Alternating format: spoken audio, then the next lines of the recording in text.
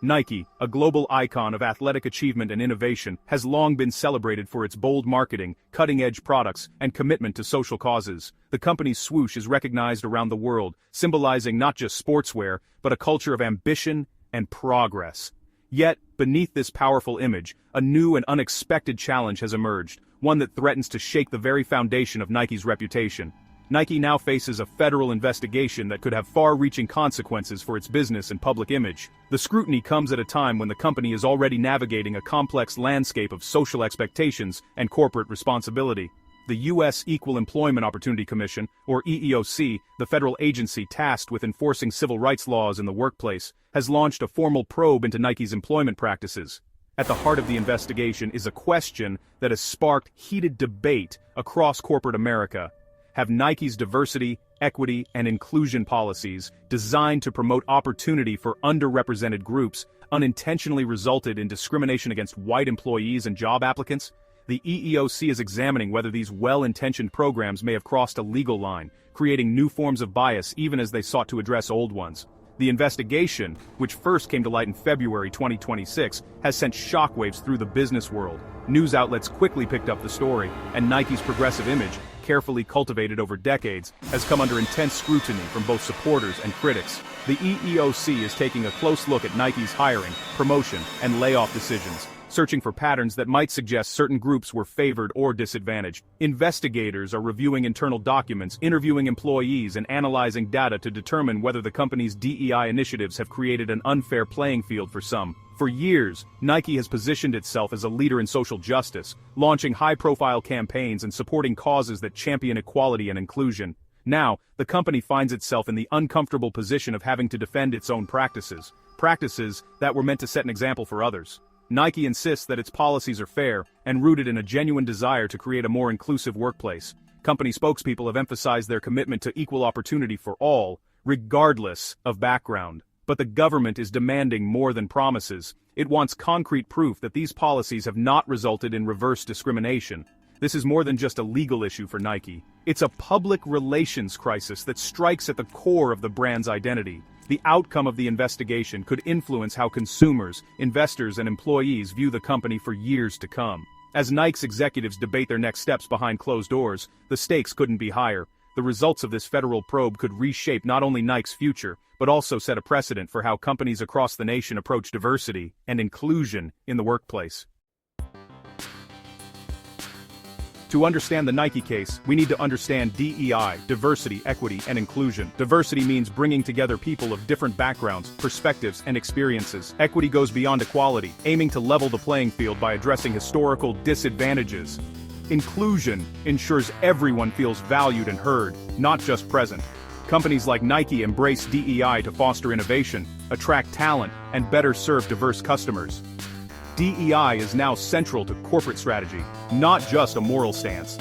Supporters argue it drives business success and social progress, but as the Nike probe shows, these policies are now under legal and cultural scrutiny. The EEOC is the federal agency enforcing workplace anti-discrimination laws. Born from the Civil Rights Act of 1964, its mission is to eliminate workplace bias. The EEOC investigates complaints, gathers evidence, and can sue employers if necessary, but it also launches broad, proactive investigations into systemic issues, like at Nike. In Nike's case, the EEOC is examining company-wide practices, not just individual complaints. The agency can demand internal data and, if refused, take companies to court. Being the subject of an EEOC probe is a major event for any corporation. For Nike, it signals the highest level of government scrutiny. The Nike investigation began in an unusual way, with what's known as a commissioner's charge. Unlike most workplace investigations, which are triggered by an employee complaint or whistleblower tip, this case was set in motion by the agency's own leadership. This rare move signals a significant shift in how the Equal Employment Opportunity Commission, or EEOC, is choosing to enforce federal law. Instead of waiting for someone inside the company to come forward, the agency itself decided to take action, shining a spotlight on Nike's internal practices and policies. The driving force behind this investigation is EEOC Chair Andrea Lucas.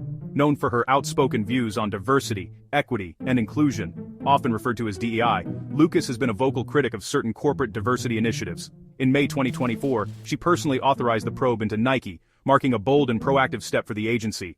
Her leadership style is direct and unapologetic, and she's made it clear that she believes some DEI programs may actually violate federal anti-discrimination laws, especially if they result in what she calls reverse discrimination against majority groups.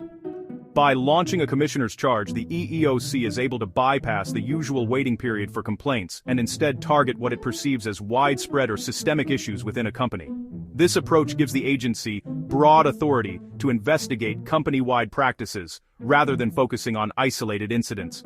It's a tool reserved for cases where the agency suspects that a company's policies may be affecting large groups of employees, or even setting industry-wide precedents.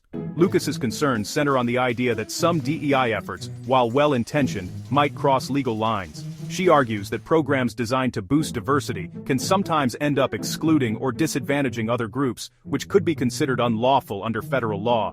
This perspective is controversial, sparking debate among legal experts, business leaders, and advocates for workplace equity.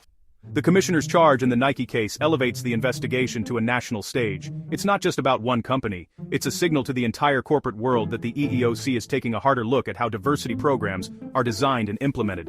This move is widely seen as part of a broader policy push, with the agency aiming to clarify the legal boundaries of DEI initiatives. For companies across the country, the message is clear.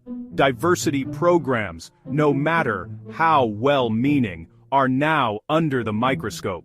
The Nike investigation serves as a warning that similar scrutiny could be coming for other major employers, especially those with high-profile DEI commitments. Executives and HR leaders are watching closely, aware that the outcome could reshape how diversity efforts are managed nationwide. Under Andrea Lucas's leadership, the EEOC is pushing the conversation about the legality of DEI programs into the national spotlight. The agency's actions are sparking intense debate in boardrooms, legal circles, and the media, as companies try to balance the goals of inclusion with the requirements of the law. The Nike case has quickly become a high-profile test of where those boundaries lie. As the investigation unfolds, it will not only determine Nike's fate, but could also set new standards for how American companies approach diversity, equity, and inclusion in the years to come. The EEOC's probe has escalated into a legal battle over access to Nike's internal data. The agency wants detailed information on workforce demographics, special programs, and layoffs. It's looking for evidence of patterns. Were white employees unfairly targeted? Nike claims it's cooperating but calls the EEOC's demands excessive and invasive. The company fears sensitive data could be misused or misinterpreted. This tug-of-war is a classic legal standoff. The EEOC seeks evidence. Nike seeks to protect itself. A judge will now decide how much information Nike must provide. This early fight could shape the entire investigation's outcome. Nike's investigation is part of a sweeping national backlash against diversity, equity, and inclusion programs, often referred to as DEI. Once seen as a progressive step forward, these initiatives are now under intense scrutiny from both lawmakers and the public. The debate has moved far beyond boardrooms, becoming a flashpoint in the broader conversation about fairness, opportunity, and the role of business in shaping social values. Across the United States, companies of all sizes are grappling with mounting legal and political challenges to their diversity efforts. What began as voluntary commitments to create more inclusive workplaces has evolved into a contentious national issue.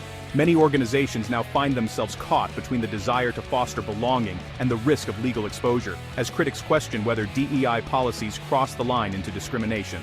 The Equal Employment Opportunity Commission, led by Chair Charlotte Burrows, has stepped up its oversight, targeting not just Nike but other major firms as well. This signals a new era of government scrutiny, where every corporate policy and training session could be examined for compliance with anti-discrimination laws. The message is clear. The rules of the game are changing, and companies must adapt quickly or face serious consequences. Meanwhile, advocacy groups like America First Legal are actively filing complaints, arguing that DEI policies themselves may be discriminatory against certain groups.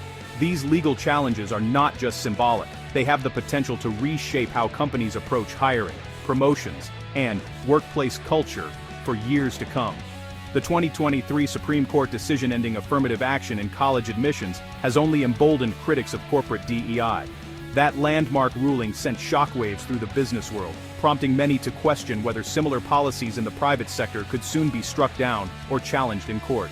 As a result, corporate DEI has become a central battleground in America's ongoing culture wars. Supporters argue that these programs are essential for correcting historical inequities and building stronger, more innovative teams. Opponents, however, see them as overreach and attempt to impose social agendas on private enterprise. The outcome of the Nike case is being watched closely by business leaders, legal experts, and activists alike. It's a key test that could set a powerful precedent for how all U.S. companies approach diversity moving forward. The stakes are enormous, not just for Nike, but for the future of workplace inclusion across the country. As the nation debates the future of DEI, the choices made today will shape the American workplace for generations. The stakes are high for the future of workplace diversity.